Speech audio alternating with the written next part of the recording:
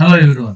ఈరోజు మనం కోఆర్డినేట్ జియోమెట్రీని కొద్దిగా వివరంగా తెలుసుకునే ప్రయత్నం చేద్దాం జియోజిబ్రా ఆధారంగా.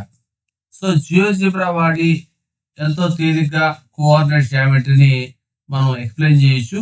కేవలం కోఆర్డినేట్ జియోమెట్రీ కాదు, చాలా టాపిక్స్ మ్యాథమెటిక్స్ సంబంధించిన చాలా విషయాల్ని జియోజిబ్రా ఆధారంగా తేలిగ్గా మనం డైనమిక్గా బోధన చేయడానికి అవకాశం ఉంది. ఈరోజు ప్రత్యేకించి కోఆర్డినేట్ జియోమెట్రీ చూద్దాం. కోఆర్డినేట్ జియోమెట్రీలో ముఖ్యమైన విషయాలన్నీ కూడా కాన్సెప్ట్ మ్యాప్ ఆధారంగా డిస్ప్లే చేయడం జరిగింది ఇట్లా. సో దీంట్లో ముఖ్యమైన విషయాలు ఏంటంటే distance between 2 points, section formula, అట్లే సెక్షన్ ఫార్ములా నుంచి ఎట్లా మిడ్ పాయింట్ కోఆర్డినేట్స్ కనుక్కోవాలి, అట్లే ట్రై సెక్షన్, ఈ 4 చాలా ముఖ్యమైన విషయాలు. ఈరోజు మనం 2 పాయింట్స్ మధ్య డిస్టెన్స్ ఎట్లా కనుక్కోవాలి, ఒక నిరూపక తలంలో లేదా స్పేస్ లో 2 పాయింట్స్ మధ్య డిస్టెన్స్ ఎట్లా కనుక్కోవాలి. సో స్పేస్ లో 2 పాయింట్స్ మధ్య డిస్టెన్స్ కనుక్కోవడానికి ఈ నిరూపక తలంలో 2 పాయింట్స్ మధ్య డిస్టెన్స్ కనుక్కోవడానికి కనెక్షన్ ఉంది. ఇది తెలుసుకున్న తర్వాత తెలుసుకోవడం పెద్ద విషయం కాదు. సో ముందుగా మనం ఒక నిరూపక తలం అంటే XY ప్లేన్ లో 2 పాయింట్స్ మధ్య డిస్టెన్స్ ఎట్లా కనుక్కోవాలో ఫోకస్ చేద్దాం. నేను X యాక్సిస్ పైన 2 పాయింట్స్ తీసుకుంటాను.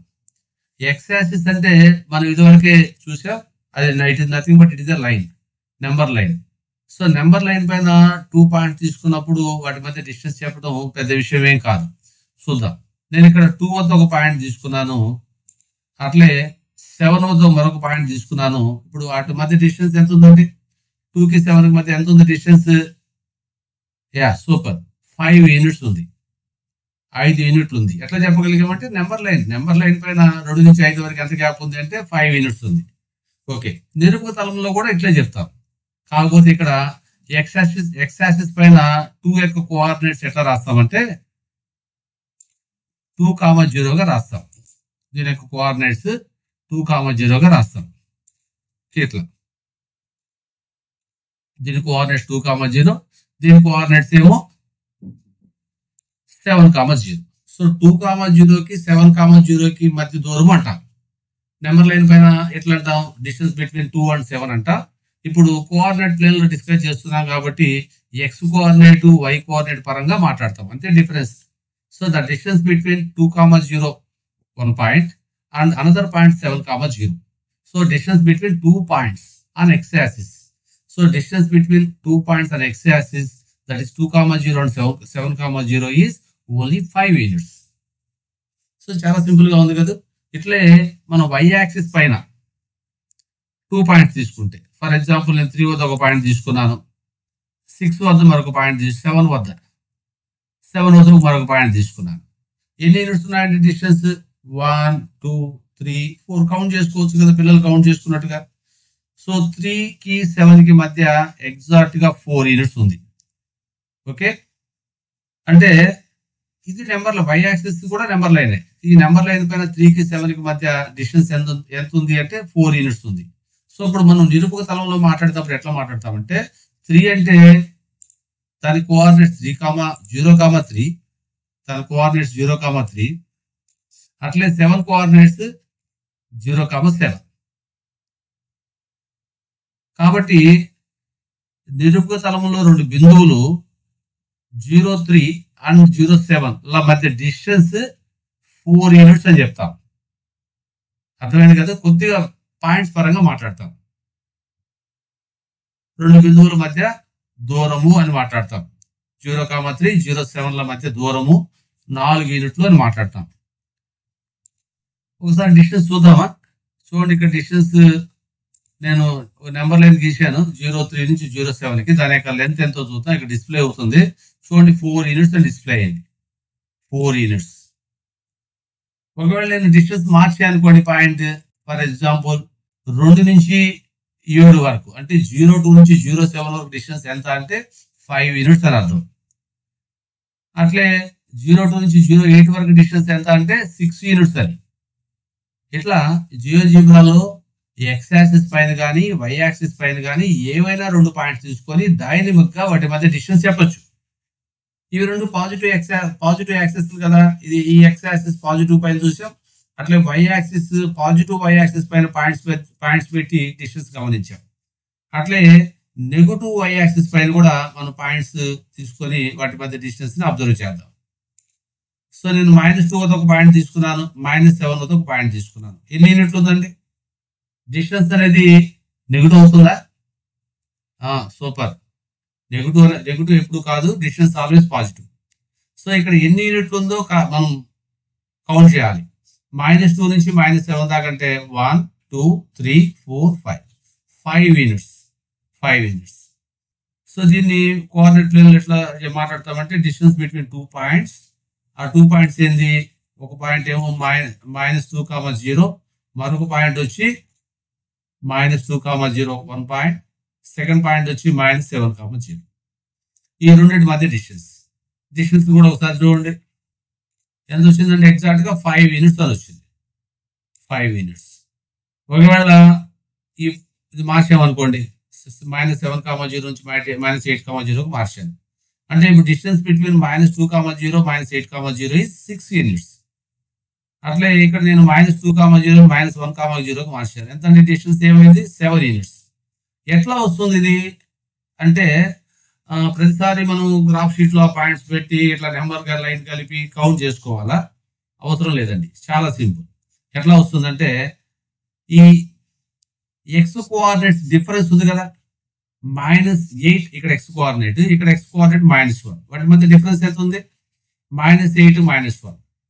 సో -1 -8, సో +7 అండి డిఫరెన్స్. సో సింపుల్ గా ఎక్స్ వాల్యూస్ యొక్క డిఫరెన్స్ నే మనం లెంత్ అని చెప్తాం. అట్లా ఇక్కడ చూడండి, ఎక్స్ యాక్సిస్ పాజిటివ్ యాక్సిస్ పైన 20కి 70కి మధ్య డిస్టెన్స్ ఎంత అంటే ఆ ఎక్స్ వాల్యూస్ యొక్క డిఫరెన్స్ 7 - 2. 7 - 2 అంటే 5 యూనిట్స్. 7 - 2 అంటే 5 యూనిట్స్.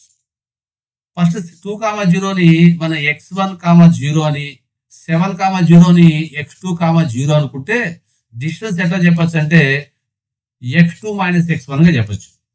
అయితే ఇక్కడ x2 - x1 నెగిటివ్ సైడ్ వాడినప్పుడు ఇక్కడ నెగిటివ్ యాక్సిస్ పైన x2 - x1 వాడితే ఏమొస్తుందండి? -1, 0, x1 0 అనుకుందాం, -8, 0, x2 0 అనుకుందాం. వీటి మధ్య డిస్టెన్స్ అన్నప్పుడు ఎట్లా చెప్పాలి? x2 - x1 -8 -1 + 1 దట్ ఈస్ -7 వస్తుంది. అంటే నెగటివ్ వాల్యూగా వస్తుంది.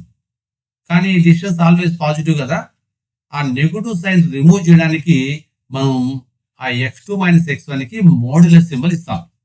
సో మోడ్యులస్ ఏం చేస్తుందంటే ఆ నెగటివ్ సైన్ రిమూవ్ చేస్తుంది అంతే.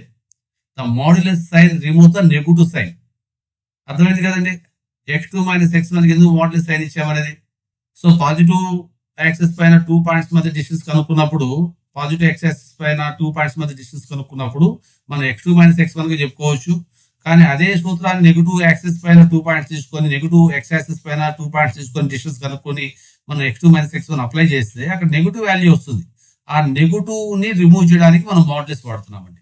సో పాజిటివ్ యాక్సిస్ పైన ఒక సూత్రం, నెగటివ్ యాక్సిస్ పైన ఒక సూత్రం చెప్పుకోవడం రిస్క్ కాబట్టి మనం జనరల్ గా ఏం చేస్తామంటే distance between 2 points on x axis అంటే మోడ్యులస్ ఆఫ్ x2 - x1 అని చెప్తాం. సో ఇప్పుడు distance between 2 points on x axis అంటే మోడ్యులస్ x2 - x1 అని, అట్లే distance between 2 points on y axis అంటే మోడ్యులస్ y2 - y1 అని మనం డిసైడ్ చేశాం. అర్థమైంది కదా? అంటే x యాక్సిస్ పైన 2 పాయింట్స్ మధ్య డిస్టెన్స్ కి మోడ్యులస్ x2 - x1 అనే సూత్రాన్ని వాడబోతున్నాం. అట్లే y యాక్సిస్ పైన 2 పాయింట్స్ మధ్య డిస్టెన్స్ కనుక్కోవడానికి మోడ్యులస్ y2 - y1 అనే సూత్రాన్ని వాడబోతున్నాం. ఇప్పుడు నిరూపక తలంలో XY తలంలో x axis y axis ఉంటే XY తలం అంటామండి. ఓకే, XY తలంలో ఏవైనా 2 పాయింట్స్ మధ్య డిస్టెన్స్ ఎట్లా కనుక్కోవాలో చూద్దాం. దానికోసం నేను P అనే ఒక పాయింట్ తీసుకున్నాను 2, 3 వద్ద. అట్లే Q అనే మరొక పాయింట్ 6, 7 వద్ద తీసుకున్నాను. ఈ 2 పాయింట్స్ మధ్య డిస్టెన్స్ ఎట్లా కనుక్కోవాలి? ఇట్లా 2 పాయింట్స్ ఇచ్చి డిస్టెన్స్ కనుక్కోమంటే మనం ఈ విధంగా ఒక నిరూపక తలాన్ని సెటప్ చేసి, అంటే x axis y axis setup చేసి Pని లొకేట్ చేసి Qని లొకేట్ చేసి Pని Qని ఒక లైన్ సీక్వెన్స్ తో కలిపి దాని స్కేల్ తో కొలిస్తే కూడా కొలత వస్తుంది. కానీ 2 పాయింట్స్ మధ్య డిస్టెన్స్ కనుక్కోవడానికి మనకు నిరూపక తలాన్ని సృష్టించాలి. అట్లే ఆ నిరూపక తలం ఆధారంగా Pని లొకేట్ చేయాలి, Qని లొకేట్ చేయాలి. ఆ లొకేషన్స్ ఆధారంగా మళ్ళీ Pని Qని కలిపి దాని యొక్క పొడవును కలపాలి, దాని యొక్క పొడవుని కొలవాలి. మరి ఎంత పెద్ద పని అండి. అట్లా కొలిస్తే వస్తుంది, కానీ ఈ విధంగా చేయటం ప్రతిసారి అంత వీలైన పద్ధతి కాదు, అంత మంచి పద్ధతి కూడా కాదు. కనుక ఒక ఆల్టర్నేట్ ప్రాసెస్ గురించి మనం ఆలోచన చేయాలి. సో దాని గురించి ఆలోచన చేద్దాం. దానికోసం నేనేం చేస్తున్నానంటే P నుంచి ఒక వర్టికల్ లైన్ గీస్తున్నాను X యాక్సిస్ పైకి. అట్లే Q నుంచి కూడా మరొక వర్టికల్ లైన్ గీశాను.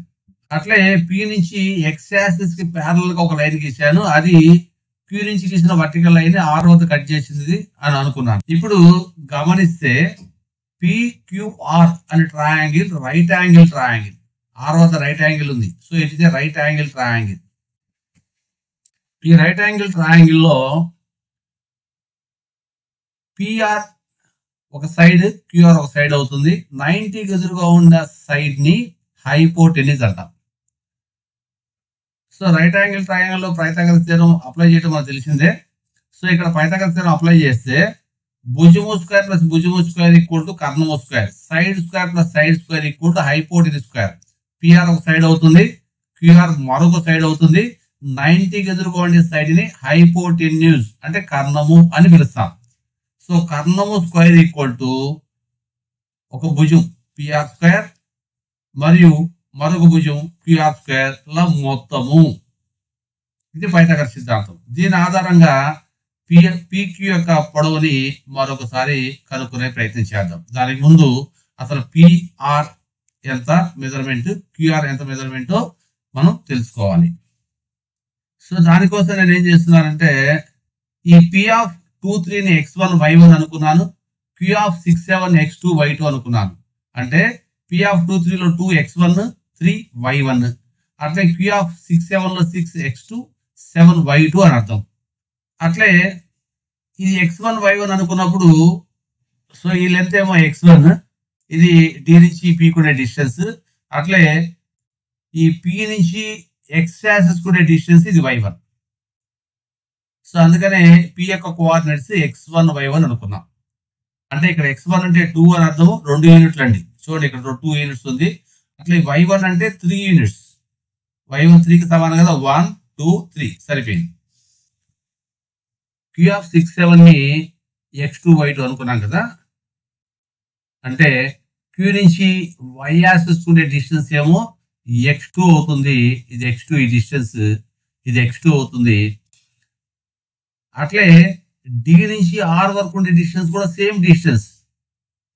Q నుంచి y యాక్సిస్ కి ఎంత డిస్టెన్స్ ఉందో D నుంచి R కి అంతే డిస్టెన్స్ ఉంది. ఈ రెండు కూడా x2 కే సమానం.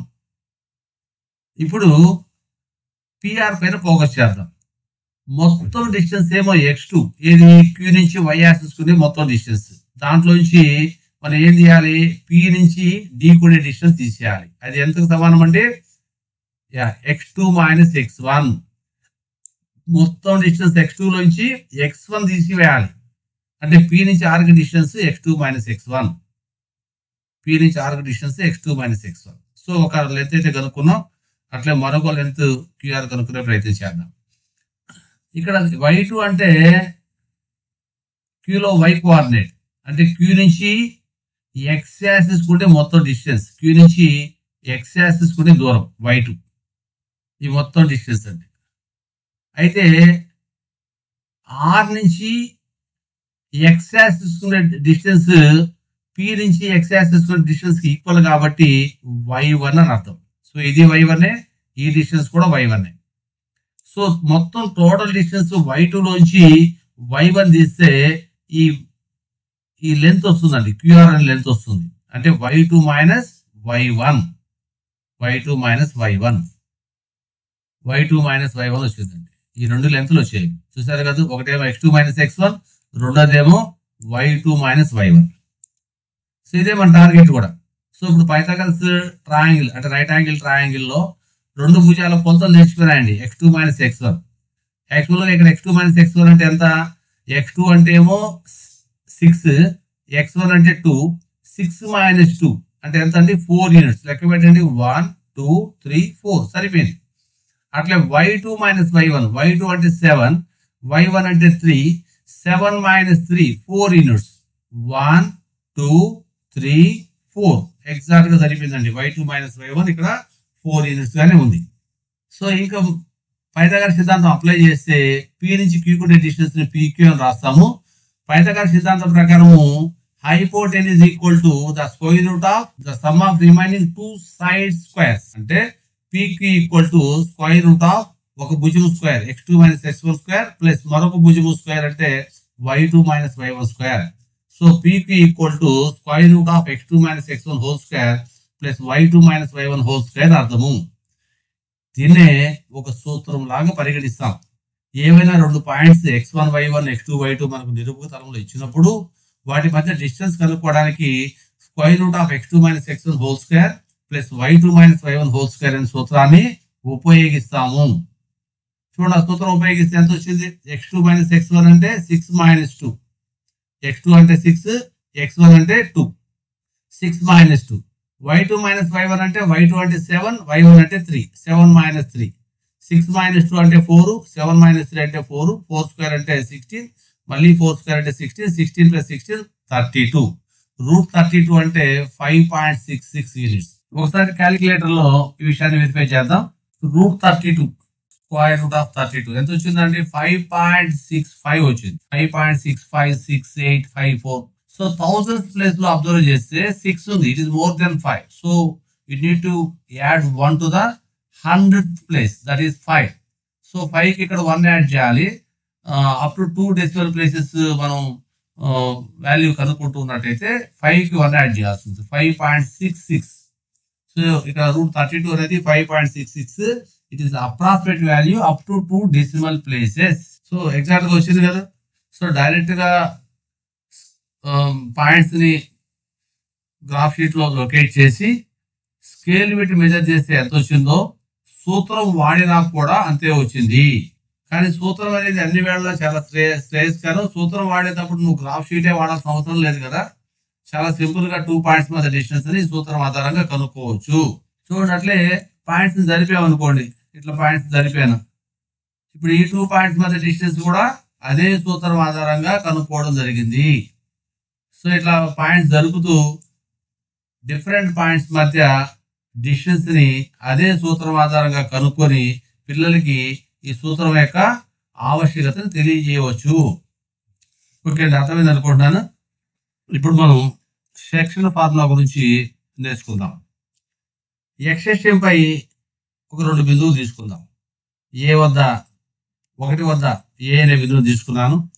ఎక్స్టెన్షన్ పై 9 వద్ద మరొక బిందువు తీసుకున్నాను. ఏ కోఆర్డినేట్స్ 10 అవుతాయి, బి కోఆర్డినేట్స్ 90 అవుతాయి.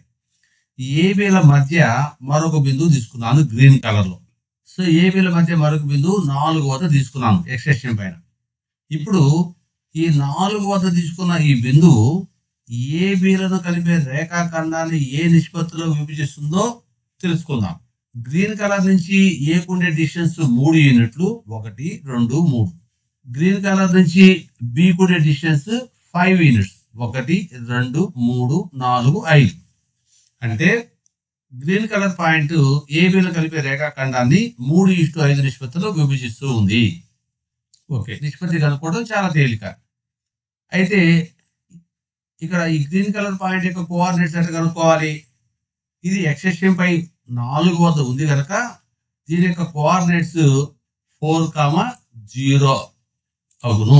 ఇట్లే వైఎస్ఎం పైన కూడా 2 బిందువులు కలిపే రేఖాఖండాన్ని విభజించే బిందువు యొక్క నిరూపకాలను, ఆ విభజించే బిందువు యొక్క నిష్పత్తిని కూడా తేలిక కనుక్కోవచ్చు. ఇక్కడ ఎక్స్టెన్షన్కి సమాంతరంగా ఒక రేఖను తీసుకుంటాను. ఏబి ఎంత లెంత్ ఉందో సేమ్ అంతే లెంత్ తో నేను రేఖను తీసుకున్నాను. మధ్యలో 40కి ఆపోజిట్ గా మరొక పాయింట్ పెట్టారు ఇక్కడ ఈ రేఖాఖండంపై. అంటే ఏబి రేఖాఖండంలో 40 ఏ నిష్పత్తులు అయితే విభజిస్తుందో ఇప్పుడు రాసిన ఈ రేఖాఖండంలో కూడా ఈ రెడ్ కలర్ పాయింట్ అదే నిష్పత్తిలో విభజిస్తూ ఉంది. 3:5 3:5 ఇదేమో 3 యూనిట్స్, ఇదేమో 5 యూనిట్స్. 3:5 రేషియోలో విభజిస్తూ ఉంది. సో దీని కోఆర్డినేట్స్ ఏమో 1,3, దీని కోఆర్డినేట్స్ 9,3. అంటే దీని కోఆర్డినేట్స్ ఎక్సెషానికి ప్యారల్ గా ఉంది. గ్రాఫ్ షీట్ కాబట్టి మనకు దాని కోఆర్డినేట్స్ తెలుస్తూ ఉన్నాయి. ఒకవేళ గ్రాఫ్ షీట్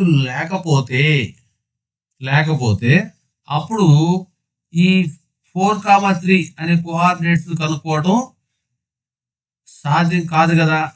సో అటువంటి సందర్భాల్లో మనం ఒక ప్రాసెస్ డెవలప్ చేసుకోవాలి. ఈ విభజన బిందువు నిరూపకాలు కనుక్కోవడానికి ప్రతిసారి నిరూపక వ్యవస్థ గీసుకోవటం, అంటే ఎక్స్ఎస్ అని వైఎస్ అని గీసుకోవటం, ఇచ్చిన బిందువుల్ని ప్లాట్ చేసుకోవటం, ఆ రెండింటిని ఒక రేఖాఖండంతో కలపటము, ఇచ్చిన నిష్పత్తిలో విభజించే బిందువుని గుర్తించడము, ఇంకా ఈ నిరూపక వ్యవస్థ ద్వారా ఆ విభజన బిందువు యొక్క నిరూపకాలు కనుక్కోవటము, ఇది కరెక్టే. కానీ ప్రతిసారి ఇట్లా చేయటం అంటే చాలా కష్టమైన పరిస్థితి. సో అందుకని నిరూపక వ్యవస్థ వేయకనే రెండు బిందువులు కలిపే రేఖాఖండం యొక్క విభజన బిందువు యొక్క నిరూపకాలు ఎట్లా కనుక్కోవాలో పరిశీలిద్దాం. దానికోసం ఎక్స్టెన్షన్తో కొద్ది కోణాన్ని చేసే ఒక రేఖాఖండాన్ని తీసుకుందాం. ఇక్కడ ఏబి అనేది ఒక రేఖాఖండం ఎక్స్టెన్షన్తో కొద్ది కోణం చేస్తూ ఉంది. పి అనేది ఏబిపై ఒక బిందువు. ఏబి రేఖాఖండాన్ని ఒక నిష్పత్తిలో విభజిస్తూ ఉంది. ఏపి:పిబి నిష్పత్తిలో విభజిస్తూ ఉంది. ఇప్పుడు పి యొక్క నిరూపకాలు ఎట్లా కనుక్కోవాలి? ఏ నుంచి ఒక వర్టికల్ లైన్, పి నుంచి ఒక వర్టికల్ లైన్ గీశాను. అట్లే పి నుంచి ఎక్స్ యాక్సిస్ కి సమాంతరంగా ఒక లైన్ ని, బి నుంచి ఎక్స్ యాక్సిస్ కి సమాంతరంగా మరొక లైన్ ని గీశాను. పిసి అనేది ఎక్స్ఎస్టానికి సమాంతరంగా ఉంది. అట్లే పిడి అనేది కూడా ఎక్స్ఎస్టానికి సమాంతరంగా ఉంది. పిసిడిబి ఇవి రెండు కూడా ఎక్స్ఎస్టానికి సమాంతరంగా ఉన్నాయి. ఇప్పుడు ఇక్కడ రెండు త్రిభుజాలు ఏర్పడ్డాయి. ఈ త్రిభుజాలు మీరు పరిశీలించినట్టయితే ఈ రెండు త్రిభుజాలు లంబకోణ త్రిభుజాలు.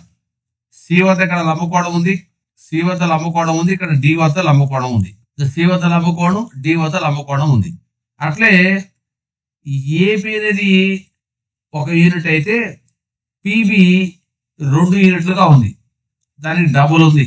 అంటే పి అనేది ఏబి రేఖను 1:2 నిష్పత్తిలో విభజిస్తూ ఉంది. ఇప్పుడు మనం పి నిరూపకాలు కనుక్కోవాలి. దీనికోసము ఈ రెండు త్రిభుజాలను ఒకసారి పరిశీలించండి. ఈ రెండు త్రిభుజాలు లంబకోణ త్రిభుజాలు. అంటే రెండింటిలో 90 డిగ్రీలు ఉంది, రెండింటిలో 90 డిగ్రీలు 90 డిగ్రీలు కోణం ఉంది. దాంతో పాటు ఇక్కడ సిపి డిబిలను గమనిస్తే ఇవి సమాంతర రేఖలు. బిపి తిర్రేఖ రేఖగా పనిచేస్తుంది. అంటే బిపి ట్రాన్స్వర్సల్. ఈ ట్రాన్స్వర్సల్ రెండు సమాంతర రేఖలు అంటే సిపి డిబిలను ఇంటర్సెక్ట్ చేస్తుంది. So whenever a transversal intersect two parallel lines, then any pair of corresponding angles are equal.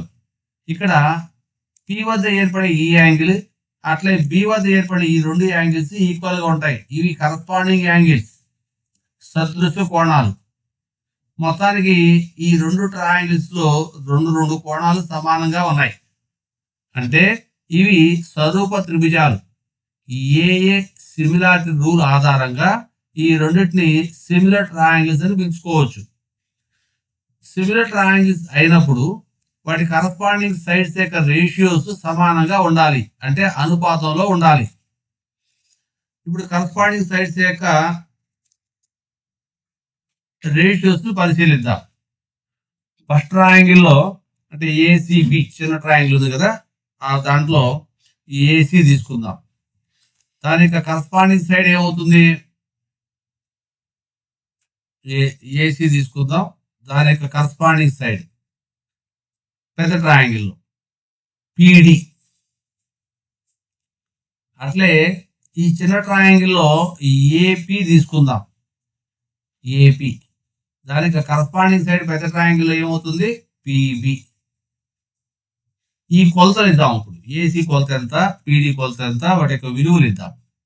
ఆ విలువలు ఇచ్చే ముందు ఇంకొద్దిగా ఆ ట్రయాంగిల్లో ఇంకొద్దిగా డిస్కస్ చేద్దాం. A06 ని మనం x1y1 అనుకుందాం, కన్వీనియన్స్ కోసం Ax1y1 అనుకుందాం. అట్లే Bx2y2 అనుకుందాం. కావాల్సిన విభజన బిందువు కోఆర్డినేట్స్ xy అనుకుందాం. ఇప్పుడు x యొక్క విలువ y యొక్క విలువ కనుక్కోవాలి. Ax1y1 Bx2y2 Pxy అనుకున్నాం. ఇప్పుడు C యొక్క కోఆర్డినేట్స్ ఏమవుతాయి? AC రెండు కూడా y యాక్సిస్ పైన ఉన్నాయి కనుక x కోఆర్డినేట్ 0 అవుతుంది. అట్లే CP ప్యారలల్ x యాక్సిస్ కి సమాంతర రేఖ పైన ఉన్నాయి కనుక C యొక్క y కోఆర్డినేట్ P యొక్క y కోఆర్డినేట్ సమానంగా ఉండాలి, అంటే y. ఇంకా D విషయానికి వద్దాం. DB అనేది x అక్షానికి సమాంతర రేఖ పైన ఉంది కనుక y నిరూపకం సమానంగా ఉండాలి, అంటే D యొక్క y నిరూపకం y2, B యొక్క y నిరూపకం y2.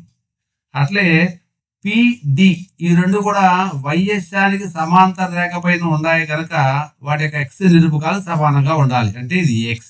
D యొక్క x నిరూపకం x అన్నమాట. సో ఈ విధంగా అన్ని నిరూపకాలు కనుక్కోవడం జరిగింది. ఇప్పుడు మన టార్గెట్ AC.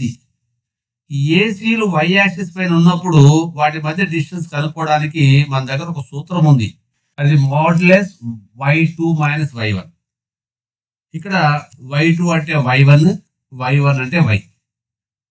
ఏసీలు y యాక్సిస్ పైన ఉన్నాయి కదా, సో దాంట్లో y2 అంటే ఇక్కడ ఈ y1 ని y2 గా తీసుకోవాలి, ఈ y ని y1 గా తీసుకోవాలి. సో ఈ డిస్టెన్స్ ఎంత అవుతుందంటే y2 మైనస్ y1 అంటే యాక్చువల్ గా y2 మైనస్ y1 మన సూత్ర ప్రకారం అయితే, సో ఇక్కడ y2 అంటే y1, ఇది y. So y1 minus y modulus అవసరం లేదు, ఎందుకంటే y1 కదా పెద్ద value. So y1 minus y అనేది పాజిటివ్ కనుక మోడ్యులస్ అవసరం లేదు. ఇదేది AC value. So AC value ఎంత కనుక్కున్నాం, y1 మైనస్ y.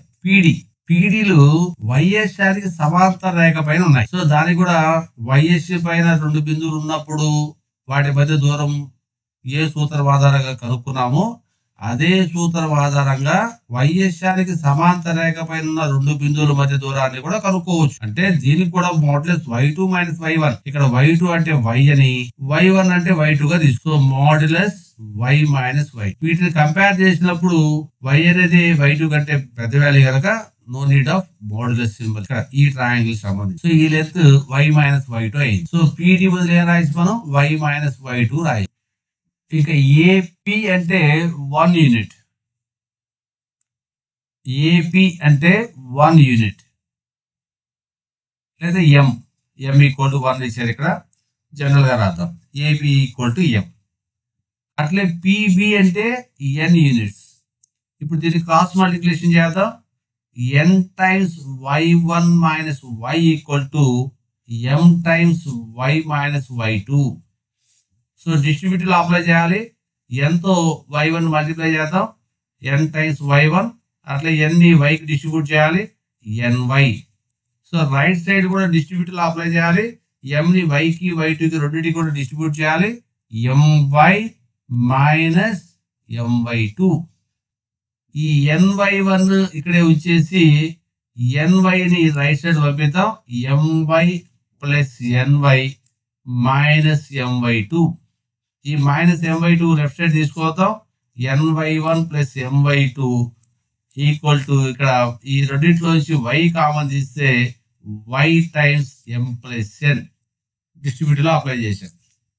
ఇప్పుడు m ప్లస్ n ని రైట్ నుంచి లెఫ్ట్ తీసుకోవద్దాం, రైట్ సైడ్ y ని మల్టిప్లై చేస్తుంది, లెఫ్ట్ వచ్చినప్పుడు డివైడ్ చేస్తుంది, అంటే y equal to ny1 plus my2 by m plus n. చదువుకోవడానికి అనుకూలంగా ఉండడానికి ఈ ny1 plus my2ను my2 plus ny1 గా రాద్దాం. Commutative property, a plus b b plus a రాస్తే commutative property. So commutative property ఆధారంగా ny1 plus my2ను my2 plus ny1 గా రాద్దాం. సో మొత్తానికి ఇది y కోఆర్డినేట్స్. ఇదే విధంగా ఈ సరుపు త్రిభుజాల అనురుపు భుజాల మరొక నిష్పత్తిని చూద్దాం. చిన్న త్రిభుజంలో AX1 Y1 అనుకున్నప్పుడు సి కోఆర్డినేట్ ఏమవుతుంది? X1 అవ్వాలి. ఏ కోఆర్డినేట్ X1 అయినప్పుడు సి కోఆర్డినేట్ కూడా X1 అవుతుంది. సో ఇది X1 Y గా తీసుకుందాం. మనకు తెలుసు X1 వాల్యూ 0 అని. కానీ ఫార్ములా రాబట్టడం కోసం, కన్వీనియన్స్ కోసం మనం 0నే ఇక్కడ X1 గా తీసుకోవడం జరిగింది. X1 వాల్యూ 0 అని తెలుసు మనకు. ఇప్పుడు సి నుంచి పీకి డిస్టెన్స్ ఎంత? సి మరియు పిలు యక్షశానికి సమాంతరంగా ఉండే ఒక రేఖపై ఉండే బిందువులు గనక వాటి మధ్య దూరం అంటే ఆ ఎక్స్ నిరూపకాల భేదం అంటే ఎక్స్ మైనస్ x1. సిపి అంటే ఎక్స్ మైనస్ x1. ఇంకా డిబి విషయానికి వద్దాం. డిబిలు కూడా యక్షశానికి సమాంతరంగా ఉండే రేఖ పైన బిందువులు, అందువల్ల వాటి మధ్య దూరం అంటే వాటి యొక్క ఎక్స్ నిరూపకాల భేదము అంటే x2 మైనస్ x. ఇంకా ఏపీ అంటే మీకు తెలిసిందే m యూనిట్లు, పిబి అంటే n యూనిట్. క్రాస్ మల్టిప్లికేషన్ చేద్దాం. n times x minus 1 m times x2 minus x. Simplify చేద్దాం అంటే బోత్ సైడ్స్ డిస్ట్రిబ్యూటర్ లో అప్లై చేస్తున్నాం. n ని x కి x1 కి డిస్ట్రిబ్యూట్ చేస్తున్నాం, అంటే m ని x2 కి x కి రైట్ సైడ్ డిస్ట్రిబ్యూట్ చేస్తున్నాం. So n times ax n times x1, ఇది m times x2 minus m times x. So simplification చేద్దాం. nx ఈ మైనస్ mx ని రైట్ సైడ్ నుంచి లెఫ్ట్ సైడ్ తీసుకొస్తే ప్లస్ mx అవుతుంది. At the same time left side nx1 ని right side తీసుకొని వస్తే ప్లస్ nx1 అవుతుంది. So left side x common తీయచ్చు, x కామన్ తీస్తే n plus m plus n రాస్తాను. ఇంకా రైట్ సైడ్ యాజ్ రాస్తున్నాను mx2 ప్లస్ nx. ఈ m plus n left side x ని మల్టిప్లై చేస్తుంది, రైట్ సైడ్ పంపిస్తే mx2 ప్లస్ nx1 ని డివైడ్ చేస్తుంది. ఇది x కోఆర్డినేట్, p లో x కోఆర్డినేట్, ఇదేమో x కోఆర్డినేట్, ఇది y కోఆర్డినేట్. చూడండి ఇప్పుడు దాకా రాసింది ఇదే మనం x coordinate y coordinate. So x coordinate mx2 plus nx1 by m plus n, y coordinate my2 plus ny1 by m plus n. So ఇది విభజన బిందువు యొక్క నిరూపకాలు. ఇక్కడ వచ్చిన xy విలువలు p యొక్క నిరూపకాలు అంటే విభజన బిందువు, ఏబి రేఖాఖండాన్ని విభజించే బిందువు యొక్క నిరూపకాలు.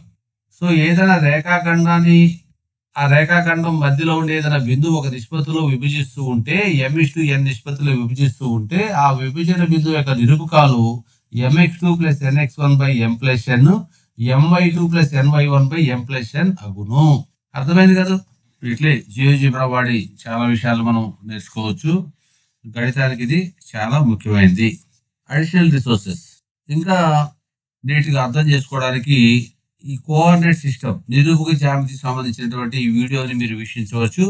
అట్లే పిల్లలు కొద్దిగా కోఆర్డినేట్ సిస్టమ్తో ఎంజాయ్ చేయడానికి ఈ సాంగ్ను కూడా వినిపించవచ్చు. కోఆర్డినేట్ సిస్టమ్ సంబంధించిన సాంగ్ ఇది చాలా బాగుంది. Thank you.